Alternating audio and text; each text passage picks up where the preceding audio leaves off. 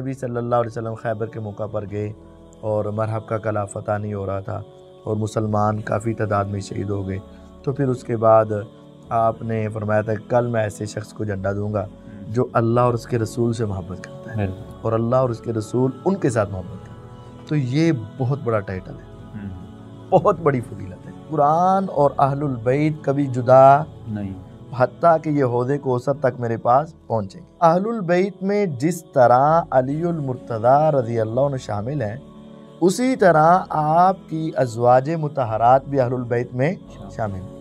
اب علی المرتضیٰ رضی اللہ عنہ بھی اہل بیت اور اماں عائشہ صدیقہ طاہرہ مطہرہ رضی اللہ عنہا بھی اہل بیت۔ جب دونوں اہل بیت ہیں اور دونوں میں اختلاف ہوا، اگر یہ روایت حضرت علی رضی اللہ عنہ کی فضیلت ثابت کرتی ہے تو دوسرے حضرت امی عائشہ کی فضیلت بھی تو ثابت کرتی ہے نا، کہ قرآن اور اہل بیت جدا نہیں ہوں گے، یعنی قرآن اور حضرت علی کبھی جدا نہیں ہوں گے اور قرآن اور امی عائشہ کبھی جدا نہیں ہوں گے۔ بسم اللہ الرحمن الرحیم۔ السلام علیکم ورحمۃ اللہ وبرکاتہ۔ ناظرین کرام، سب سے پہلے ہم آپ کو نہج اسٹوڈیو کے پلیٹ فارم سے خوش آمدید کہتے ہیں۔ تو میں ہوں آپ کا ہوسٹ عمر جرار۔ تو جیسا کہ آپ جانتے ہیں کہ ہمارا یہ پروگرام جس کا عنوان ہے حقیقت کیا ہے، اس پروگرام میں ہم صحابہ کرام اور اسی طرح اہل بیت کے فضائل و مناقب آپ کی خدمت میں پیش کرتے ہیں، اور اسی طرح بعض لوگوں کی طرف سے، نواسب کی طرف سے یا روافظ کی طرف سے ان عظیم ہستیوں پر جو اعتراضات کیے جاتے ہیں اور جو شبہات پیدا کر کے لوگوں کے ایمان کو خراب کرنے کی ایک جسارت کی جاتی ہے، ان کا ایک تحقیقی اور تنقیدی جائزہ بھی ہم آپ کی خدمت میں پیش کرتے ہیں۔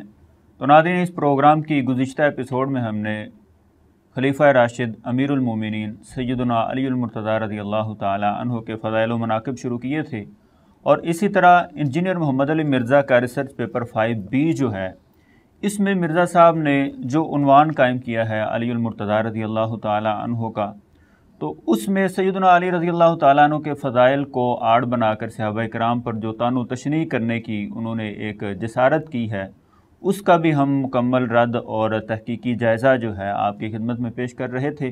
تو ابھی کچھ باتیں ہماری باقی تھیں جو آج ہم ڈسکس کریں گے، تو اسی حوالے سے گفتگو کرنے کے لیے ہمارے ساتھ موجود ہیں ہمارے معزز مہمان مفتی عتیق الرحمن علوی صاحب۔ السلام علیکم مفتی صاحب۔ جی وعلیکم السلام۔ مفتی صاحب کیسے ہیں؟ ٹھیک جی اللہ کا شکر ہے صاحب۔ اچھا مفتی صاحب، جیسا کہ آپ نے سنا کہ گزشتہ ایپیسوڈ میں ہم نے جو عنوان شروع کیا تھا سیدنا علی رضی اللہ تعالیٰ عنہ کے فضائل کے حوالے سے، تو مرزا صاحب نے اپنے اس ریسرچ پیپر کے اندر جو عنوان قائم کیا ہے سیدنا علی رضی اللہ تعالیٰ عنہ کے فضائل کا، تو اس میں سے آپ نے غدیر خم جو تھی وہ ہم نے آپ کے ساتھ ڈسکس کی، اور آپ نے اس کا مکمل اس کا تحقیق جو تھی اور اس کا سلمان اور مفہوم جو تھا ہمارے ناظرین کے سامنے پیش کیا تھا۔ تو اس کے آگے جو روایات آ رہی ہیں مستدرک حاکم کی، کہ جس سے یہ ثابت ہو رہا ہے کہ قرآن جو تھا سیدنا علی رضی اللہ تعالیٰ عنہ کے ساتھ تھا، اور مرزا صاحب یہ روایت پیش کر کے باقی صحابہ کرام پر بھی طعن و تشنیع کرنے کی کوشش کرتے ہیں۔ تو ان روایات کا اصل معنی اور مفہوم جو ہے وہ ہمارے ناظرین کے سامنے پیش کریں۔ بسم اللہ الرحمن الرحیم۔ جی سیدنا علی المرتضیٰ رضی اللہ تعالیٰ عنہ کے فضائل کے حوالے سے تو قطعاً کبھی بھی کوئی دو رائے اہل سنت میں نہیں رہی ہیں۔ الحمدللہ تمام اہل سنت سیدنا علی المرتضیٰ رضی اللہ عنہ کو خلیفہ رابع شمار کرتے رہے ہیں، کرتے رہیں گے، اور ان کے فضائل کا بھی اعتراف کرتے رہے ہیں اور کرتے رہیں گے۔ لیکن بات یہ ہے کہ ان کے فضائل کو اس انداز میں بیان کرنا کہ باقی سب کی توہین ہو جائے، اس کی قطعاً اجازت نہیں ہے۔ تو جی ہاں، ہم اپنے اس معاملے کو آگے بڑھاتے ہیں۔ تو مرزا صاحب نے جو فضائل علی المرتضیٰ رضی اللہ تعالیٰ عنہ میں روایات نقل کی ہیں، ان میں سے جو ہم نے من کنت مولا فہذا علی مولا کی پہلی تفصیل تو پہلے ایپیسوڈ میں بیان کر دی ہے کہ مولا کا معنی کیا ہے، اور کیا مولا لفظ بولنا چاہیے یا نہیں بولنا چاہیے، کیا اس کا استعمال درست ہے یا اب درست نہیں ہے، وہ ساری تفصیل ہم نے پہلے بیان کر دی۔ اب یہ ایک روایت ہے المستدرک للحاکم کی، سیدنا زید بن ارقم رضی اللہ تعالیٰ عنہ نے رسول اللہ صلی اللہ علیہ وسلم سے بیان کیا کہ آپ صلی اللہ علیہ وسلم نے ارشاد فرمایا، میں تم میں دو گراں قدر چیزیں چھوڑے جا رہا ہوں، اللہ تعالیٰ کی کتاب قرآن حکیم اور میرے اہل بیت، اور یہ دونوں ہرگز الگ نہیں ہوں گے اور ہمیشہ اکٹھے رہیں گے حتیٰ کہ حوض کوثر پر میرے پاس آ جائیں گے۔ یہ روایت واقعتاً حضرت علی المرتضیٰ رضی اللہ تعالیٰ عنہ کی فضیلت میں واضح ہے۔ کیوں؟ آپ نے فرمایا کہ میں تمہارے اندر دو گراں قدر چیزیں چھوڑ کر جا رہا ہوں، ایک قرآن اور ایک اہل بیت، اور یہ دونوں جدا نہیں ہوں گے حتیٰ کہ میرے حوض پر یہ دونوں آ جائیں گے۔ یعنی قرآن بھی حوض کوثر پر پہنچے گا اور اہل بیت بھی حوض کوثر پر پہنچیں گے، اور اہل بیت کے اندر سیدنا علی المرتضیٰ رضی اللہ عنہ شامل ہیں، لہذا وہ بھی قرآن کے ساتھ حوض کوثر پر پیغمبر علیہ السلام کے پاس پہنچیں گے۔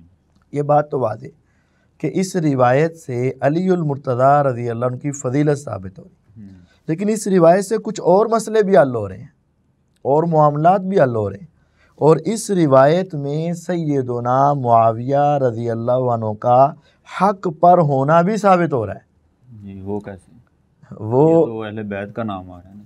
وہ اس طریقے سے کہ آپ ذرا غور کیجئے، فہم حدیث ایک بہت بڑی اللہ کی نعمت ہے۔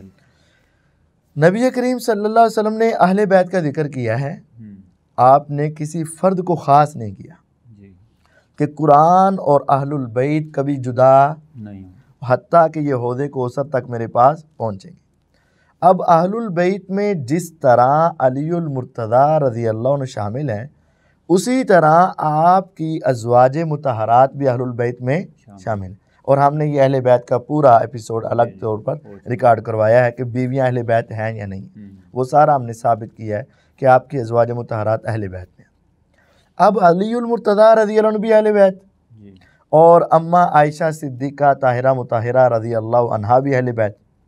جب دونوں اہل بیت ہیں اور دونوں میں اختلاف ہوا، اگر یہ روایت حضرت علی رضی اللہ عنہ کی فضیلت ثابت کرتی ہے تو دوسرے حضرت امی عائشہ کی فضیلت بھی تو ثابت کرتی ہے نا، کہ قرآن اور اہل بیت جدا نہیں ہوں گے، یعنی قرآن اور حضرت علی کبھی جدا نہیں ہوں گے، اور قرآن اور امی عائشہ کبھی جدا نہیں ہوں گے۔ جب دونوں کے بارے میں آ گیا، اب دونوں کا اختلاف ہوا، اگر آپ حضرت علی رضی اللہ عنہ کی طرف کھڑے ہو کر یہ روایت صرف ان پر فٹ کریں گے تو بہت سارے افراد امی عائشہ کی طرف کھڑے ہو کر بہت سارے افراد اس روایت کو امی عائشہ کے حق میں پیش کریں گے، اور ہم دونوں کے حق میں پیش کریں گے۔ اور حقیقت ہے دونوں ہی قرآن کے اوپر کھڑے تھے۔ اماں عائشہ رضی اللہ عنہا قرآن پر اس اعتبار سے کھڑی تھی کہ وَلَكُمْ فِي الْقِصَاصِ حَيَاةٌ يَا أُولِي الْأَلْبَابِ كُتِبَ عَلَيْكُمُ الْقِصَاصُ فِي الْقَتْلَى وَكَتَبْنَا عَلَيْهِمْ فِيهَا أَنَّ النَّفْسَ بِالنَّفْسِ۔ اور یہ جب اماں عائشہ رضی اللہ عنہ دیکھا کہ نبی صلی اللہ علیہ وسلم نے حضرت عثمان رضی اللہ عنہ کی شہادت کا بدلہ لینے کے لیے 1400 صحابہ سے بیعت لے لی، تو کیا ہم ان کی شہادت کا بدلہ نہیں لیں گے؟ تو وہ بھی قرآن کے اوپر ہی کھڑی تھی، اور علی المرتضیٰ رضی اللہ تعالیٰ یہ تھے کہ فتنے کو پہلے کنٹرول کیا جائے، فتنے کو ختم کیا جائے، بعد میں یہ کام کیے جائیں، وہ بھی قرآن پر کھڑے تھے، تو دونوں ہی قرآن پر کھڑے تھے۔ تو جس طرح یہ روایت حضرت علی رضی اللہ عنہ کی حقانیت اور ان کے فضیلت کے اوپر ثابت ہوتی ہے، اسی طرح یہ روایت امی عائشہ رضی اللہ عنہ کے اوپر بھی ثابت ہوتی ہے۔ جب امی عائشہ رضی اللہ عنہا بھی اہل بیت اور قرآن کے ساتھ ہے نا، اب یہ مسئلہ سمجھے کہ جو نقطہ اختلاف اور نقطہ نظر امی عائشہ رضی اللہ عنہا کا تھا، وہی نقطہ نظر حضرت معاویہ رضی اللہ عنہ کا تھا۔ تو اگر امی عائشہ رضی اللہ عنہا اختلاف کریں حضرت علی رضی اللہ عنہ کے ساتھ اور ایک جنگ بھی ہو جائے، اس میں وہ حق پر بھی ہوں اور یہ روایت ان کے اوپر فٹ ہو جائے کہ علی اور قرآن اور اہل بیت کبھی جدا نہیں ہوں گے، تو جب امی عائشہ رضی اللہ عنہا اختلاف کے باوجود حق پر ہیں اور قرآن کے ساتھ ہیں، تو وہی عمل اگر معاویہ رضی اللہ عنہ دہرائیں تو وہ بھی اختلاف کے باوجود حق پر ہوں گے اور قرآن کے ساتھ ہوں گے۔ اگر آپ کہیں نہیں نہیں نہیں، تو پھر اس فرق کی دلیل بتائیں کہ عمل ایک ہو، نقطہ فکر ایک ہو، نقطہ نظر ایک ہو، اور کرنے والے دو ہوں، ایک صحیح ہو جائے دوسرا غلط ہو جائے، ایسا ہو سکتا ہے؟ نہیں ہو سکتا نا۔ یہ روایت جس طرح علی المرتضیٰ رضی اللہ عنہ کے فضائل کو ثابت کر رہی ہے اور ان کا قرآن کے ساتھ تعلق ہونے کو ثابت کر رہی ہے۔ اسی طرح یہ روایت امی عائشہ رضی اللہ عنہا کے بھی کتاب و سنت کے ساتھ چمٹنے کو ثابت کر رہی ہے اور قرآن کے ساتھ جڑنے کو ثابت کر رہی ہے۔ تو جب امی عائشہ رضی اللہ عنہا ایک عمل کر کے قرآن کے ساتھ ہی ہیں تو وہی عمل اگر امیر معاویہ رضی اللہ عنہ کریں گے تو وہ بھی قرآن کے ساتھ ہی ہیں۔ تو یہ فہم الحدیث۔ اچھا مفتی صاحب، یہاں سے ایک اور بات بھی کی جاتی ہے نا کہ وہ کہتے ہیں کہ حضرت عائشہ رضی اللہ تعالیٰ عنہ ساری زندگی وہ نادم رہی ہیں اس بات پر۔ یہ تو جھوٹ ہے نا۔ یہ مرزا صاحب اکثر کہتے ہیں جی وہ اس قدر رویا کرتی تھیں کہ ان کا دوپٹہ جو ہے آنسوں سے تر ہو جائے۔ یہ گپ ہے، یہ کتاب و سنت میں کسی جگہ بھی ثابت نہیں ہے، نہیں ثابت ہے نا، بالکل ثابت نہیں۔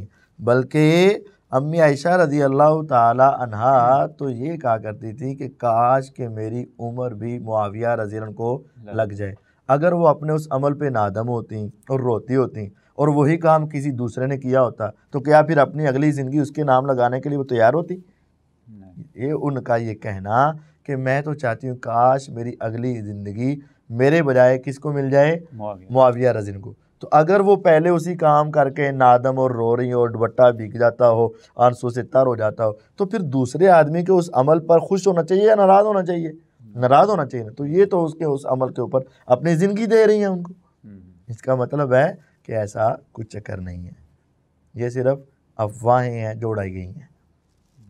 تو بہرحال یہ علی المرتضیٰ رضی اللہ تعالیٰ کی فضیلت تو یہ بات ہے کہ اہل بیت اور قرآن ہمیشہ اکٹھا رہیں، لیکن چند اہل بیت نہیں، سارے اہل بیت، علی المرتضیٰ رضی اللہ عنہ بھی اور امی عائشہ رضی اللہ عنہ بھی، اختلاف کے باوجود دونوں قرآن کے اوپر ہی ہیں اور یہ حوض کوثر پر پہنچیں گے، اور جو ان کے نہج پر چلے گا وہ بھی ان کے ساتھ ہوگا۔ تو جو کام امی عائشہ رضی اللہ عنہ نے کیا وہی کام حضرت معاویہ رضی اللہ عنہ نے کیا، تو وہ بھی ان کے ساتھ ہی ہوں گے۔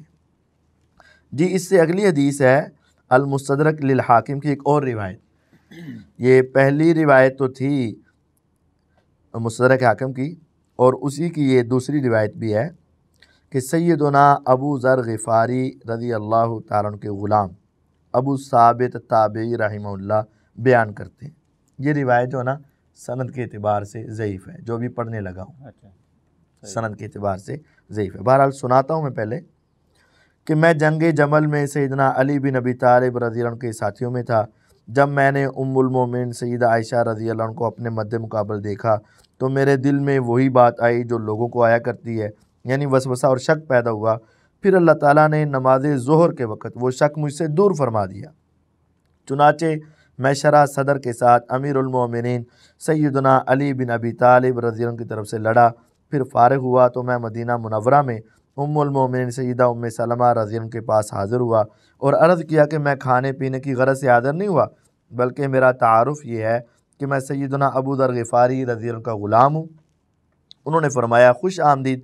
پھر میں نے اپنا سارا قصہ انہیں سنایا تو سیدہ ام سلمہ رضی اللہ عنہ نے فرمایا جب لوگ اپنی اپنی رائے کی پیروی کر رہے تھے تو اس وقت تمہارا کیا موقف تھا؟ میں نے عرض کیا سورج ڈھلنے کے وقت اللہ تعالیٰ نے مجھ سے شک و شبہ زائل فرما دیا تو میں نے وہی موقف اختیار کیا، یعنی سیدنا علی بن ابی طالب رضی اللہ عنہ کا ساتھ دیا۔ سیدہ ام سلمہ رضی اللہ عنہ نے فرمایا تم نے بہت ہی اچھا کیا، میں نے رسول اللہ صلی اللہ علیہ وسلم کا یہ فرمان خود سنا، سیدنا علی رضی اللہ عنہ قرآن کے ساتھ ہے اور قرآن علی کے ساتھ ہے، یہ دونوں ہرگز الگ نہیں ہوں گے اور ہمیشہ اکٹھے رہیں گے حتیٰ کہ حوض کوثر پر میرے پاس آ جائیں گے۔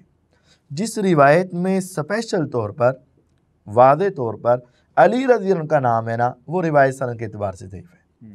اس روایت کو اگرچہ امام ذہبی اور امام حاکم رحمہ اللہ نے صحیح قرار دیا، لیکن بات ہے دلیل کی۔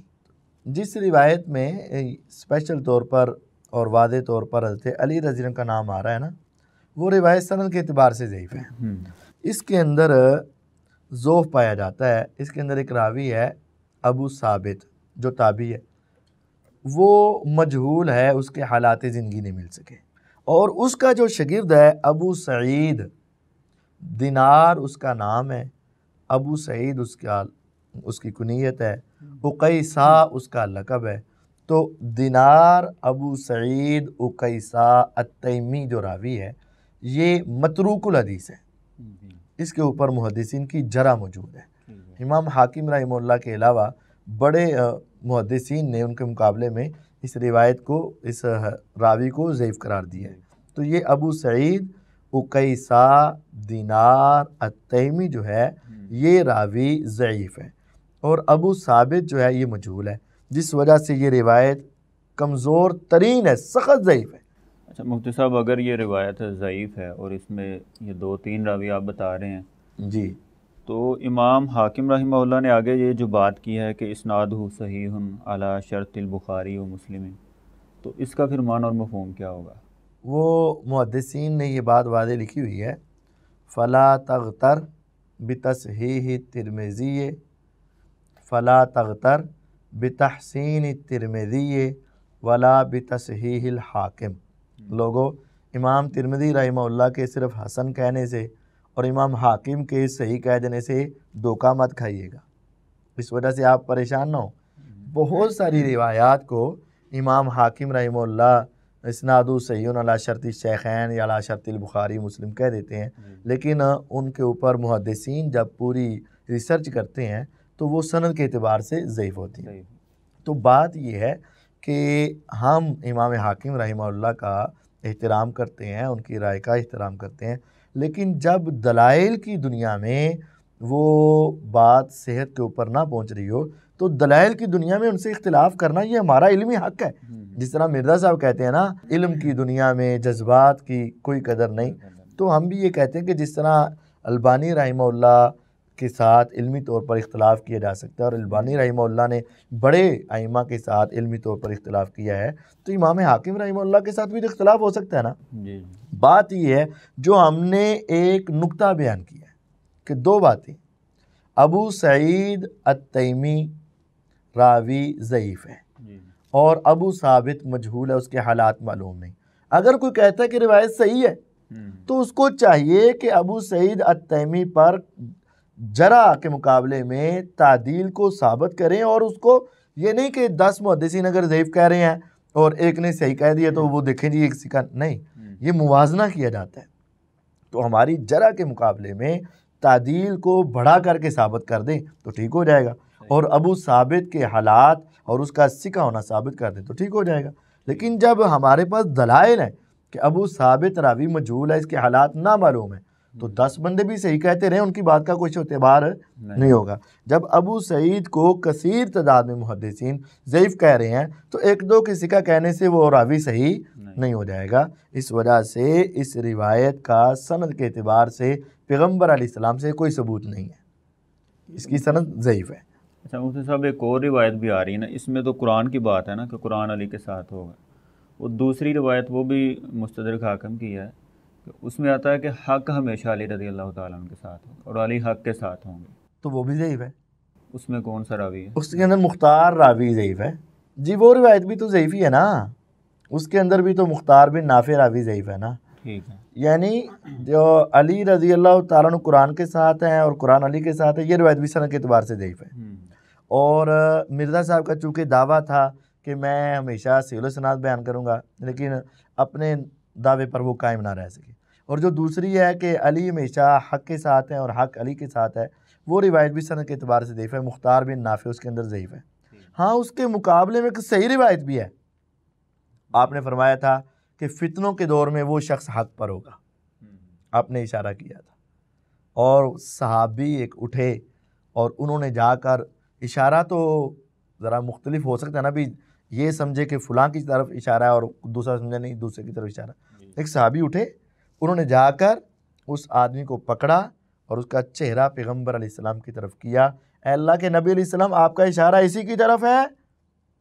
فرمایا جی ہاں اسی کی طرف ہے۔ فَإِذَا هُوَ عثمان بن عفان، اور وہ کون تھے؟ عثمان بن عفان رضی اللہ عنہ تھے۔ ان کے بارے میں یہ روایت صحیح ہے کہ فتنوں کے دور میں حق پر ہونے کی جو گارنٹی ہے نبوت کی زبان سے، وہ فقط عثمان ابن عفان رضی اللہ عنہ کے لیے۔ تو آج جو مرزا صاحب ان کے اوپر تان تبرہ کرتے ہیں نا، یہ اصل پیغمبر علیہ السلام کی حدیث کی مخالفت کر رہے ہیں۔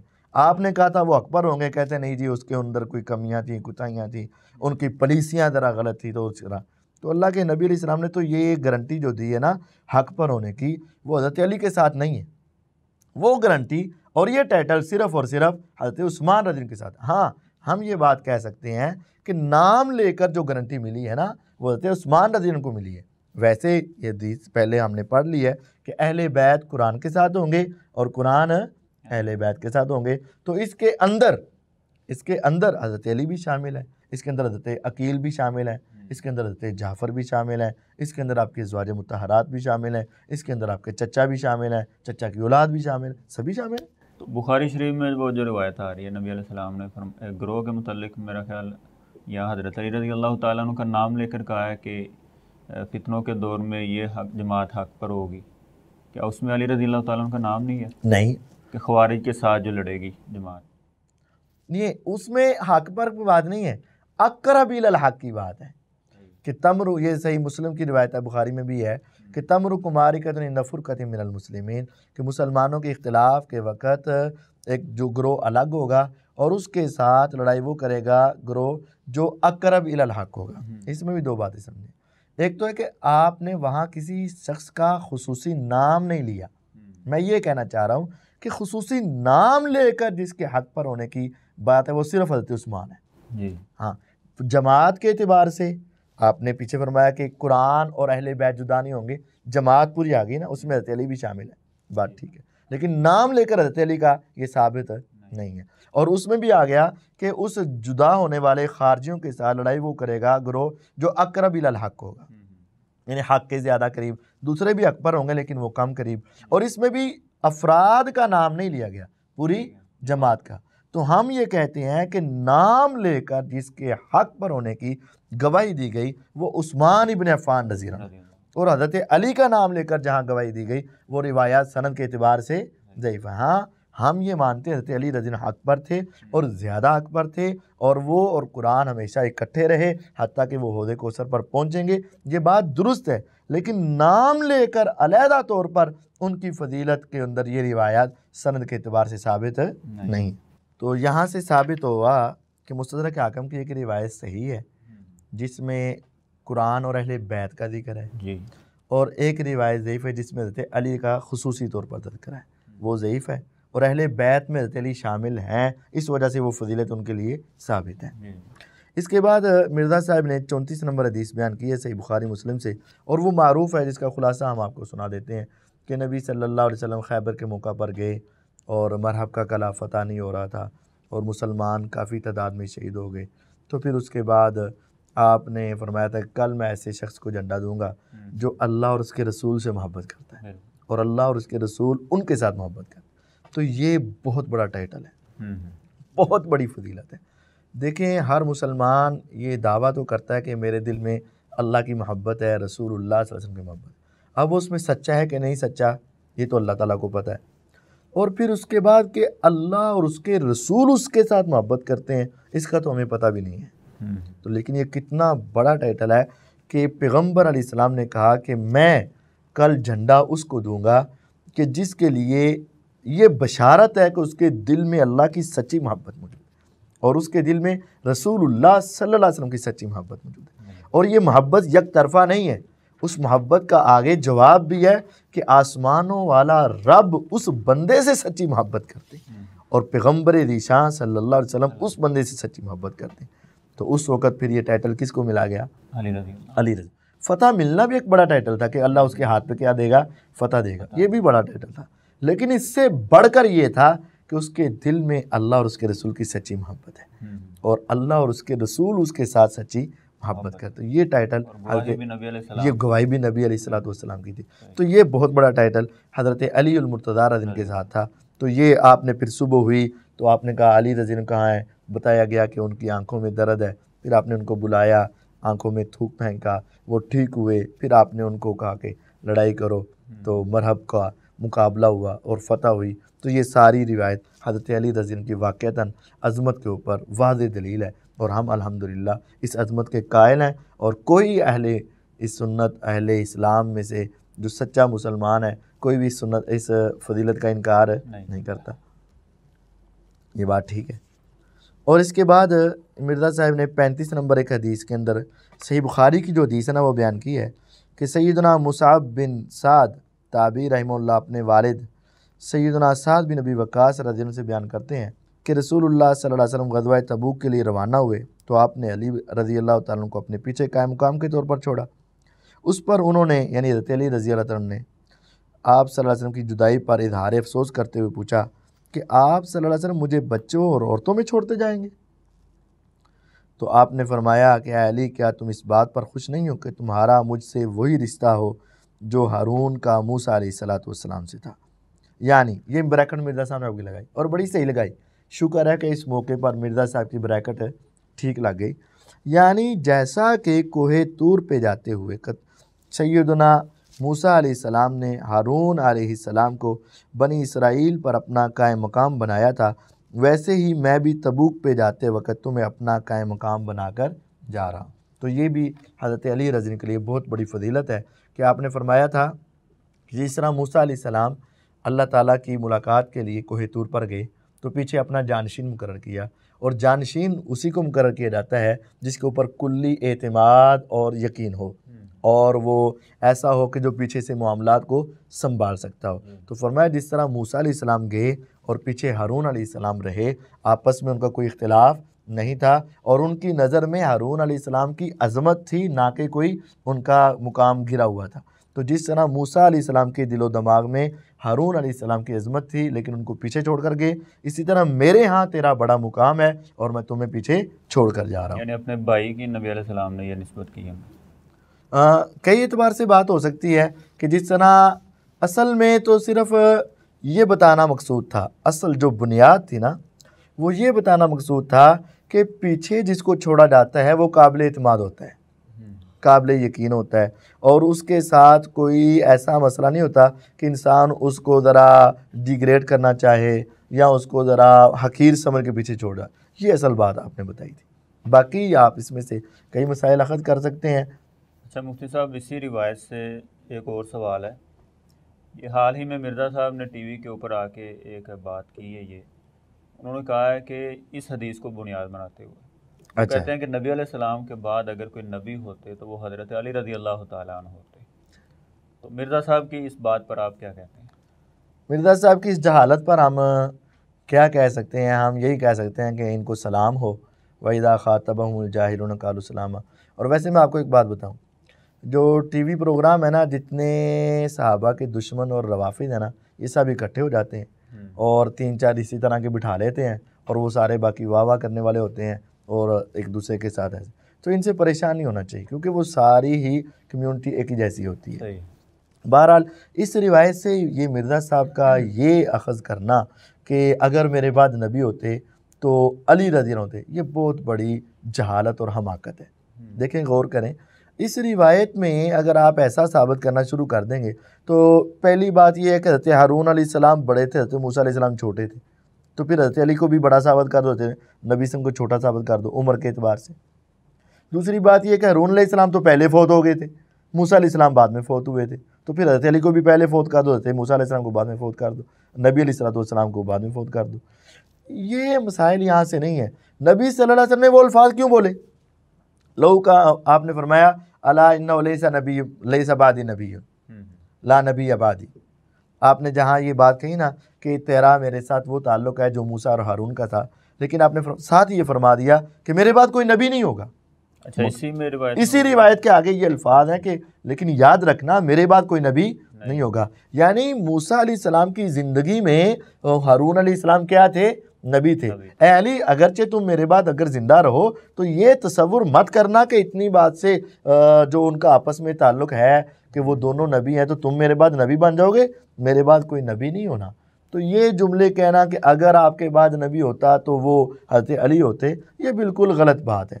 अगर ऐसी ही बात है तो ये असल में मिर्ज़ा साहब दिलो दिमाग में ये बात बिठाना चाहते हैं कि हज़रत अली का मुकाम तो नबूवत के दर्जे जितना था, यानी क़ीदा इमामत की तरफ लोगों को हाँ ले जी, जाना चाहते हैं। और फिर वो खलीफा बिला फसल की तरफ भी लोगों को ले जाना चाहते हैं। तो ऐसी कोई बात नहीं है। यहाँ से सिर्फ ये मकसूद था कि जिस तरह मूसा अलैहिस्सलाम गए और पीछे उनकी नियाबत में कौन रहे? हारून अलैहिस्सलाम। तो मैं गया, मेरी नियाबत में तुम रहे, बस। इसके अलावा बाकी चीज़ों में इनके अंदर मुशाबत ज़रूरी नहीं है जी। इससे आगे इमाम मुस्लिम रहमहुल्लाह की हदीस बयान की है मिर्ज़ा साहब ने, اور اس میں ایک تابعی کی توہین بھی کی ہے اور جھوٹ بھی بولے ہیں اس نے۔ لکھتے ہیں کہ سعد بن ابی وقاص رضی اللہ عنہ بیان کرتے ہیں کہ رسول اللہ صلی اللہ علیہ وسلم نے فرمایا، اے علی، تیری مجھ سے وہی نسبت ہے جو ہارون علیہ السلام کو موسیٰ علیہ السلام سے تھی، سوائے اس کے کہ میرے بعد کوئی نبی نہیں ہوگا۔ یہ دیکھ لیں، آگے آ گیا کہ تیری میرے ساتھ وہی نسبت ہے جو ہارون علیہ السلام اور موسیٰ علیہ السلام کی تھی، لیکن میرے بعد نبی نہیں ہوگا۔ سعید تابعی رحمہ اللہ کہتے ہیں کہ میرا دل چاہا کہ میں براہ راست یہ حدیث سیدنا سعد بن ابی وقاص رضی اللہ عنہ سے سنوں، چنانچہ میں سعد بن ابی وقاص رضی اللہ عنہ سے ملا اور انہیں اسی طرح کی حدیث سنائی جو میں نے ان کے بیٹے عامر بن سعد تابعی رحمہ اللہ سے سنی تھی۔ اس پر سعد بن ابی وقاص رضی اللہ عنہ نے فرمایا، ہاں میں نے رسول اللہ صلی اللہ علیہ وسلم سے اسی طرح سنا ہے۔ یہ بات تو ٹھیک ہے کہ سعید نے پہلے ایک تابعی سے حدیث سنی تو بعد میں وہ ایک صحابی سے ڈائریکٹ سننے کے لیے چلے گئے کہ جنہوں نے خود اللہ کے نبی علیہ السلام سنی ہے میں ان سے سن لوں۔ لیکن مرزا صاحب نے اب یہاں ایک بریکٹ لگا دی، جو بریکٹ تابعی کی توہین کے اوپر مبنی ہے۔ آگے جو آ رہی ہے، ہاں آگے نوٹ لگا دیا، یہ جعلی نوٹ لگا دیا، اور جعلی نوٹ کی سزا ان کو ہونی چاہیے۔ جعلی نوٹ لگایا، وہ کہتے ہیں وہ چونکہ حضرت معاویہ بن ابی سفیان رضی کا دور ملوکیت تھا، بنو امیہ کے ممبروں سے سیدنا علی رضی پہ لعنت کی بدعت کا رواج عام تھا، لعنت اللہ علی الکاذب، جھوٹوں پر اللہ کی لعنت، کوئی بدعت نہیں تھی اور کوئی لعن تان کا سلسلہ جاری نہیں تھا۔ یہ جھوٹوں پر اللہ کی لعنت، یہ مرزا صاحب نے بہت بڑی بکواس ہی کی ہے، ہم کہہ سکتے ہیں۔ اور یہ ہے کہ خود تو یہ گالی نہیں نکال سکتے حضرت علی کو، لیکن ایسا بس کہہ کے اپنے دل کو تسکین دے دیتے ہیں کہ چلو جی اس وقت گالیاں دی جاتی تھی۔ ایسا ہم نے ایک الگ ایپیسوڈ میں بتایا ہوا ہے کہ سب و شتم حضرت علی رضی کے اوپر ممبروں پر ہونے والی کوئی روایت بھی صحیح طور پر ثابت نہیں۔ چنانچہ سعید تابعی رحمہ اللہ، جس کی تفصیل کہتے ہیں، جس کی تفصیل آگے حدیث نمبر 37 سے 48 تک آ رہی ہے، یہ ہم نے الگ بیان کر دیا ہوا ہے۔ تو ایسے حالات میں سیدنا علی بن ابی طالب رضی اللہ عنہ کی اتنی شان بیان کرنے والی حدیث کو ہضم کرنا انتہائی مشکل کام تھا۔ بندہ اس سے پوچھے تابعی کے متعلق کہ سعید تابعی نے جب ایک دوسرے تابعی سے اتنی شان والی حدیث سمجھی سنی تو وہ ان کو ہضم، تو گویا کہ سعید تابعی پھر حضرت علی سے محبت نہیں کرتے، ان کے نزدیک محبت اور ان کو شان والی حدیثیں ہضم۔ یہی سعید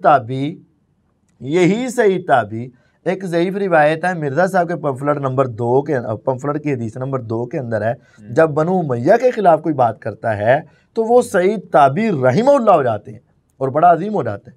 اور اگر وہی سعید تابعی ایک حدیث کی تابعی سے سن کر مزید صحابی سے وہ سننا چاہیں تو یہ نوٹ لگا دیا جاتا ہے کہ نو مولا علی دیاں شانہ ہضم نہیں سی ہو رہی ہیں۔